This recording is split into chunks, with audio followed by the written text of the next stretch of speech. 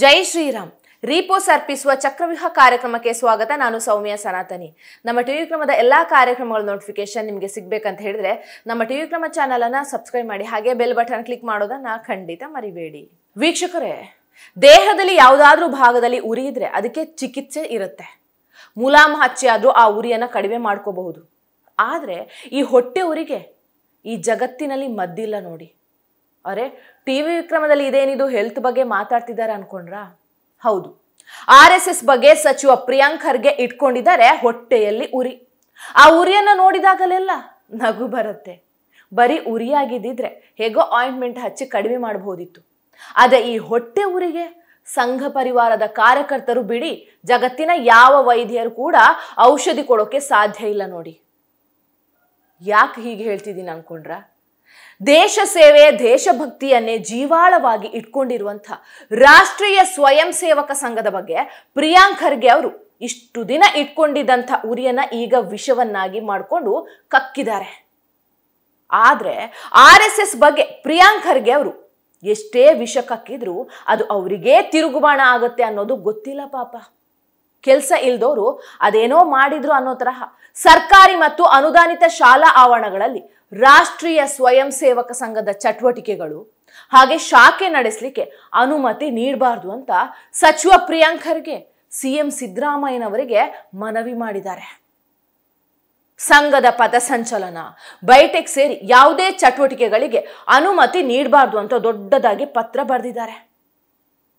ಇನ್ನ RSS ಬಗ್ಗೆ ಮನಸ್ಸಿನ ತುಂಬಾ ವಿಷವನ್ನೇ ಇಟ್ಕೊಂಡಿರುವಂತ ಸಿದ್ದರಾಮಯ್ಯನವರು ಪರಿಶೀಲಿಸ್ತೀನಿ ಅಂತ ತಕ್ಷಣ ಉತ್ತರ ಕೊಟ್ಟಿದ್ದಾರೆ. ಇದರ ಬೆನ್ನಲ್ಲೇ ಕಾಂಗ್ರೆಸ್ ನಾಯಕ BK ಹರಿಪ್ರಸಾದ್ ಅವರು ತಾಲಿಬಾನಿಗೆ ಹೋಲಿಸೋ ಮೂಲಕ ಎಲುಬಿಲ್ಲದ ನಾಲಿಗೆಯನ್ನ ಹರಿಬಿಟ್ಟಿದ್ದಾರೆ. ತಕ್ಷಣದ ನಿಷೇಧ ಮಾಡೋಕ್ಕಾಗುತ್ತೋ ಇಲ್ಲೋ ಗೊತ್ತಿಲ್ಲ. ಆದರೆ ಸರ್ಕಾರಿ ಜಾಗಗಳಲ್ಲಿ ಅವರು ಕಾರ್ಯಕ್ರಮ ನಡೆಸಬೇಕಾದ್ರೆ ಅವರು ಸರ್ಕಾರದಿಂದ ಸಂಬಂಧಪಟ್ಟ ಅಧಿಕಾರಿಗಳಿಂದ ಅವರು ಪರ್ಮಿಷನ್ ತಗೊಂಡೇ ಮಾಡಬೇಕಾಗುತ್ತೆ. ಇಲ್ಲಾಂದ್ರೆ ಅದು ಕಾನೂನು ಬಾಹಿರ. ಯಾಕಂದರೆ it's not a registered organisation. RSS ಒಂಥರ ಭೂಗತ ಸಂಘಟನೆ ಅದು.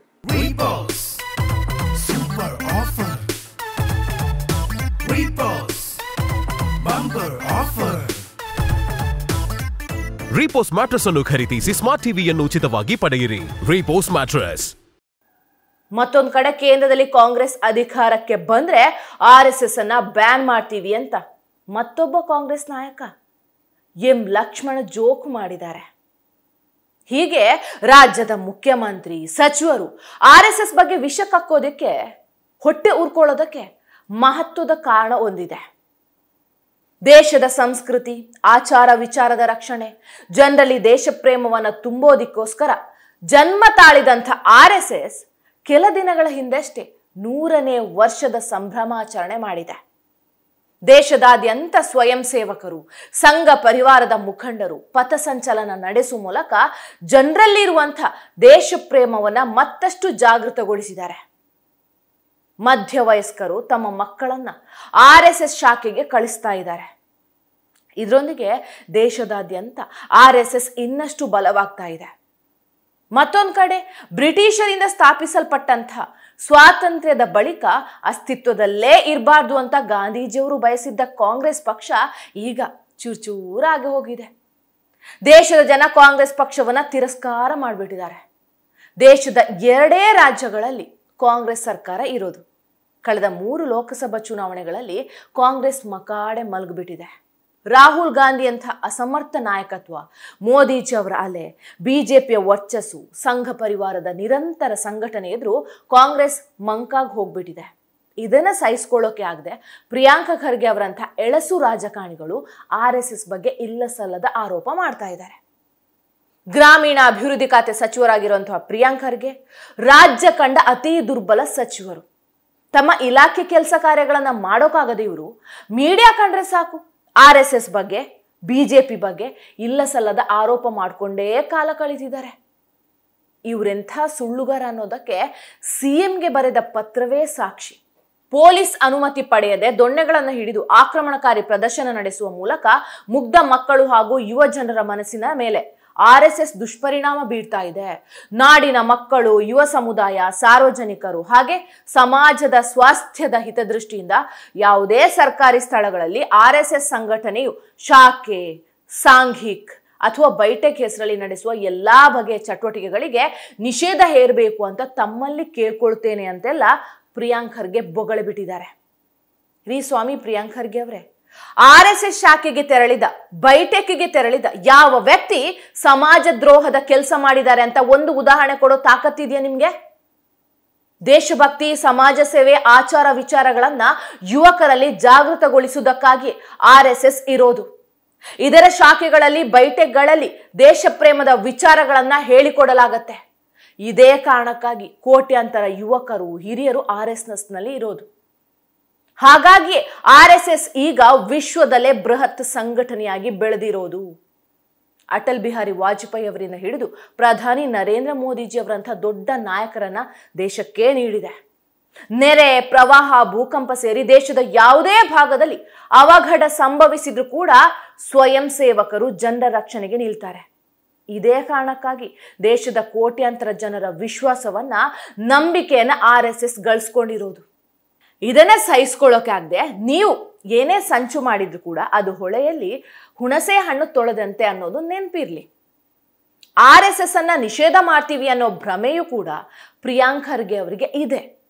ಇದರ ಭಾಗವಾಗಿ ಬೈಟೆಕ್ಗಳಿಗೆ ನಿಷೇಧ ಹೇರಬೇಕು ಅಂತ ಖರ್ಗೆ ಹೇಳಿರೋದು.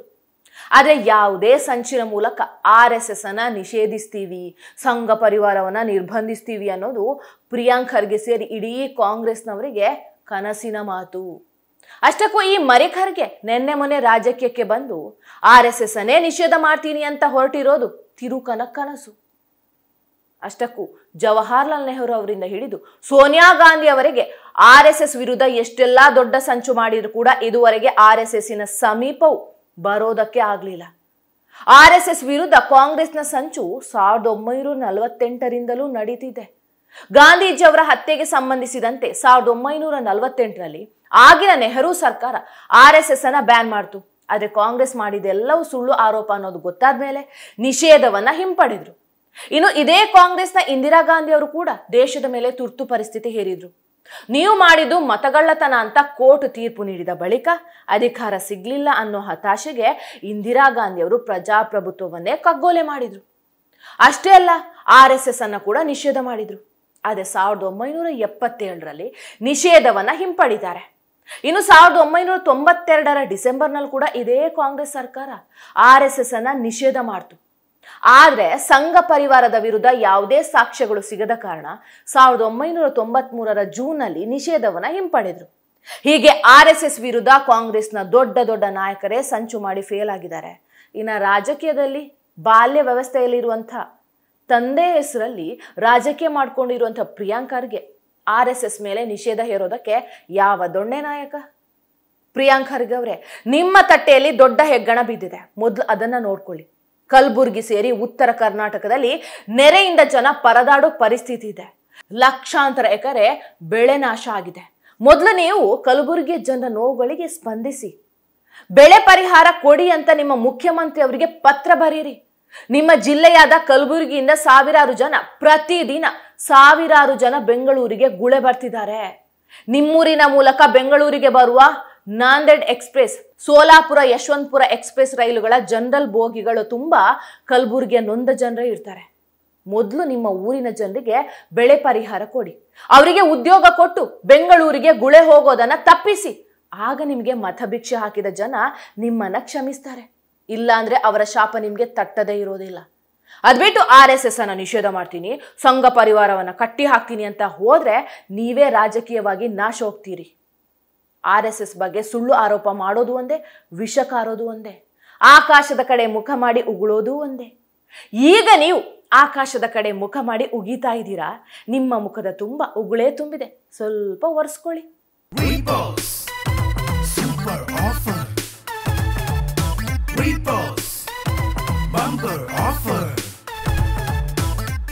ರೀಪೋಸ್ ಮ್ಯಾಟ್ರೆಸ್ ಅನ್ನು ಖರೀದಿಸಿ ಸ್ಮಾರ್ಟ್ ಟಿವಿಯನ್ನು ಉಚಿತವಾಗಿ ಪಡೆಯಿರಿ. ರೀಪೋಸ್ ಮ್ಯಾಟ್ರೆಸ್. ಟಿವಿ ವಿಕ್ರಮ, ದೇಶ ನಿಮ್ಮ ಕೈಯಲ್ಲಿ. ಈ ಕಾರ್ಯಕ್ರಮ ನಿಮಗೆ ಇಷ್ಟ ಆಗಿದ್ದಲ್ಲಿ ಲೈಕ್, ಶೇರ್ ಹಾಗೂ ಕಮೆಂಟ್ ಮಾಡಿ. ಟಿವಿ ವಿಕ್ರಮದ ಕಾರ್ಯಕ್ರಮಗಳನ್ನು ನಿರಂತರವಾಗಿ ವೀಕ್ಷಿಸಲು ಸಬ್ಸ್ಕ್ರೈಬ್ ಮಾಡಿ, ಬೆಲ್ ಐಕನ್ ಒತ್ತಿ.